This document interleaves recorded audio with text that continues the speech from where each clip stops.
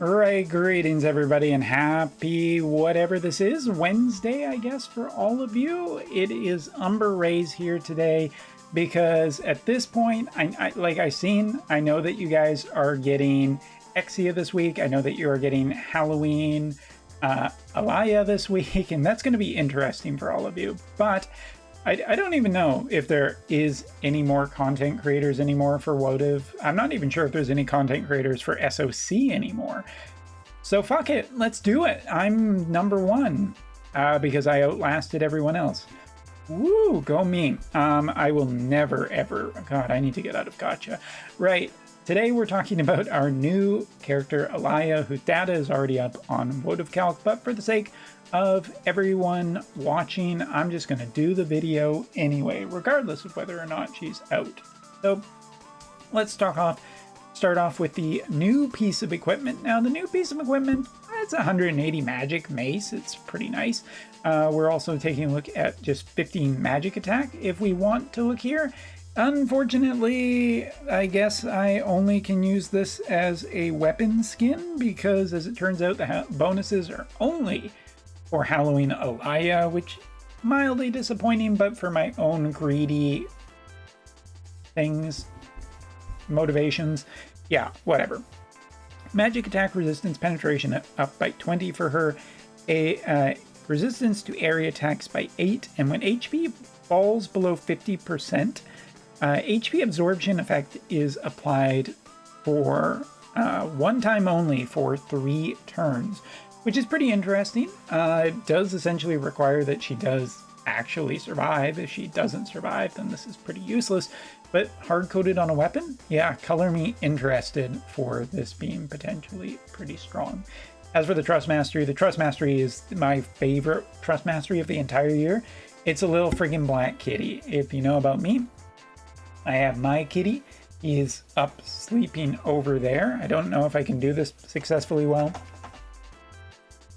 See, you can see a foot. He made it into a YouTube video. Yes. All right, now back on me. I love this accessories design. It's so freaking cute. I don't even care about the stats. You're all wrong if you think this is bad. Taking a look at the actual effect. Increase human killer by 25 for 4 turns when a magic attack for self. Also grants the following effects upon hit. Decreasing elemental chain resistance by 25 for 3 turns. I actually quite like this Trust Mastery. It's some extra human killer. It's a 4-turn effect, and it can be used 2 times. It may be only on 1 character, but I foresee if there's any strong magic characters in the future, that this is one of those Trust Masteries that keeps popping up because it's on a freaking limited character. Of course, it's going to probably be useful at some point in the future. Maybe not for her for very long, but for someone. So, sure, cool. Let's talk about this unit. So here, this is not in a purely Thunder-based party. I do like to show them in a purely Thunder-based party just to show what their stats could be. And for a 70 cost unit, yeah, this is looking pretty good. 20 single, 30 AoE, 112 speed, almost 12k HP, and 1700 magic. I mean, again, for a 70 cost, it is looking pretty good for this party comp, where we essentially have all physical characters and no magical characters. If we had some more magical, probably would boost her a little bit more. Also taking a look at Landu, who's kind of my gold standard right now for Thunder-based units. He's a 118 speed, so taking a look at her, who has 112. Hermes Sandals is there, but it generally doesn't feel too slow to me. I think it's actually pretty good all in all, because a 70 cost character is not who you'd want up front anyway. You'd want her speed to potentially be a wee bit lower to fall behind other characters. So to me, that's fine. All right, looking at master ability here, increase HP for lightning allies and attack for lightning allies, sure. Magic attack resistance penetration of 20, critical evasion of 10. Dream ability, reducing physical or magical damage the larger the attack size of 15%, is just hard-coded into her kit, and reaction block rate of 30, which, you know, seems pretty nice. Won't complain about any of that. jumping over to look at her support skills. Sorry, my throat's a little dry. I've been talking all day today. The two original ones are increase magic by 30% for self, which I don't believe is this one. The one, oh no, it's this one right here. Okay. Increase magic by 30%, spirit penetration by 40, decrease defense by 3, increase single target resistance by 40 for self, and reduce physical and magical damage taken by 40% for self, removed after 3 hits. So that's a pretty nice little barrier. That's again hard-coded into this character. She has it automatically at the start of every battle, and you don't need to recast it. That's probably generally good enough to be pretty nicely recommended to always be used, because there's just too much packed in there. But if we take a look at the other one, agility up, hate down. Great combination here. We love agility up abilities. We love hate, like targeted, less likely to be targeted on generally weaker characters. So that seems like a strong combination. Could lead to a bad situation later in the fight if she ends up, you know, the last character standing. I don't know how durable she'll actually be against multiple characters. The answer is probably not. But it is something to consider that she might just generally be good enough as is to win battles. Here, chance to counter all damage. With about a 121 mod, it is a 30% chance of happening and absorbs 50% of the damage done. So a little bit of healing in there and still dealing some damage. And interestingly, on this ability, just taking a look at it, it is a preemptive counter, so it does have a chance to actually win the battle outright before your opponent does too much damage, and those are generally pretty good. As for Scholar and Kotodama for counter abilities, I don't think anything is particularly exciting except for Kotodama / Messenger being good for just reducing damage taken. As for support skills, defense, accuracy, magic up, decrease skill activation time, or spirit of water resistance all feel pretty weak in terms of supports compared to her 2 main support skills, which seem pretty damn good. All right, jumping down to her limit burst, which you can see the range here. Again, select 2 targets, decrease single target resistance, increases her single target resistance penetration by 40 for 3 turns for herself, effectively making all of her attacks stronger. 240 mod and a 67% chance of confusion is looking all very nice here. 58 AP, but I don't think AP will be a problem.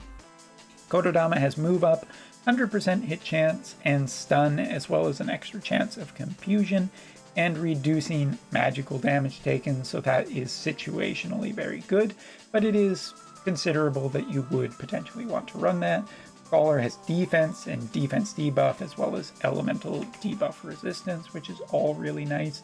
And breaking magic barriers is in her kit from that. But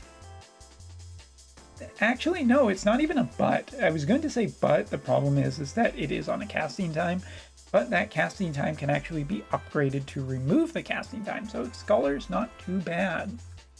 Taking a look at what you give up. Here we have 1 attack that will decrease all attack resistance for 15% for 3 turns for targets. It's AoE, but it doesn't work in synergy with her limit burst and single targets, but it potentially uppowers other characters to deal more damage. So that makes her a good team player with multiple damage types. And as for the other one, holy shit, it's Toad again. That's right, Toad has returned, not the Mario character. That's in Mario Party Jamboree tomorrow. That was a weird dot to connect. 25% chance to inflict this. So, I mean, I love this on Halloween characters, even if it isn't super likely to happen. It's just a fun status effect for Halloween characters, and great on this one. So yeah, sub part of the job I think is actually perfectly okay to potentially swap. If you're going into a physical meta, you might want Scholar. If you're going into a magical meta, you probably want Kotodama, but it makes her very flexible into different types of damage metas. As for her main job, here we see her main attack, which when automatically kills an opponent gives a CT boost. Not bad by any shape or form. Here we have this when HP falls below 50%, another ability is cast. Grants haste for 3 turns. This actually makes that whole, when your HP drops below 50%, you get some HP absorption on your abilities. Quite useful because you're also getting haste here, so you have a pretty high chance of getting another turn before your opponent and potentially even using it. Also grants the following effects upon self of removing sealing for 3 turns, for 4 turns, for protect remove. So you can actually remove that sealing effect, and it does grant protect and shell. So basically what you're essentially getting off of this ability is a way to protect and get shell too, and protect but not protect shell. Thank you for coming to my TED Talks. Moving on. Our next ability here, this one, 3 uses at 24 AP, reduce counter chance by 100 for 3 turns for a target when damage and the damage is 185. Seems fine, but it does have casting time on it, which makes me a little bit nervous. That's never as good. But it is a 3-hitter, so it does have some potential application into Guild Raid or any elemental chaining. Next ability is our other support skill, agility up by 20% for 4 turns if the allies have Ignore Fatal. Grants the effect of dispelling haste if you have Ignore Fatal, 200% chance to ignore Fatal, and also decreases magical damage taken if you have Ignore Fatal. So the Ignore Fatal party is here. Our next ability, quite high range, double hitter. Select 2 targets, decrease elemental chain resistance by 40 for 3 turns, decrease lightning resistance by 25% for 3 turns, 200% mod, seals removing haste for 3 turns, and ignore if someone tries to dispel ignore fatal damage buff for target. So bunch of stuff on there that effectively works very well with her kit, and kind of protects her own team's haste, which synergizes not only very nicely well with her, but Orlando too, who Orlando absolutely loves cast. He loves it. Moving on. Our last ability, her job level 25, is Dispel Auto Revive for targets and increase magic attack resistance penetration rate by 40 for 3 turns for self at 220. I mean, overall, her kit seems very synergistic and very flexible to different types of metas. I could see a case where this character is going to be absolutely dynamite in a ton of low and limited cost events. And I think that's all just really, really net positives that makes me kind of hate what I'm going to say next, which is the general problem here is, okay, so we have this character here, which could be good in all these situations, but we have a really big power creep potentially coming up, because since last year was a major vision card update, this year should be a major character update, which will probably, unfortunately, leave this character in no man's land very quickly. But her current power level, if it's just generally high and there are enough low-cost events, there will be a case for her to be used. And again, could be still more Thunder Elemental characters coming. Why not? It seems to be going that way. So yes, that is essentially everything that I do want to say about this character. And of course, we have to show the Limit Burst.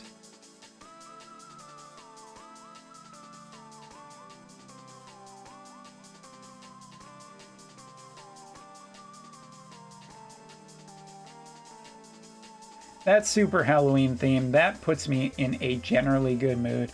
So we're going to do one poll here. And you might be saying, Umbra, why? Well, honestly, I don't give a shit about the meta anymore, and I don't even try anymore after my luck streak has been so incredibly crappy bad of recent, the last few months. So I'm not even too worried about this. This is just for funsies. I'm not going to pursue it really that much. This is, I mean, you could if you have 18k, but I don't have 18k and I don't care anyway. But in honor of Sora, I'm going to rub his little fuzzy paw up here. Maybe it'll be for luck, maybe it won't. but it's very soft and it makes me happy.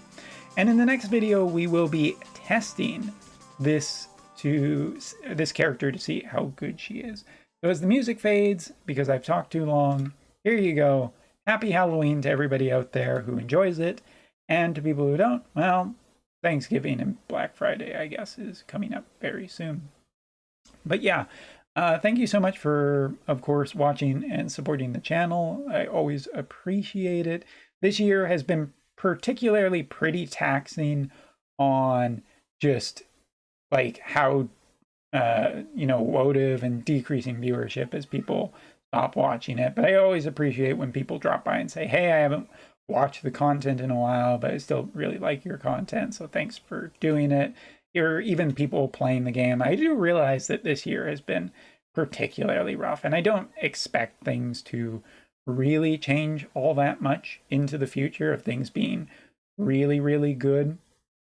But as always, like, if I didn't have an audience, this wouldn't be as enjoyable. I love, making these videos, even as tiring as it is. So thanks so much for that. Oh, we got a Stern. That's year one. Is this going to be another year one? Well, for the sweat. No fucking way. You know what? It's the best unit in the world. When we come back, we'll test this frickin' unit out. Thanks so much for watching. See you next time.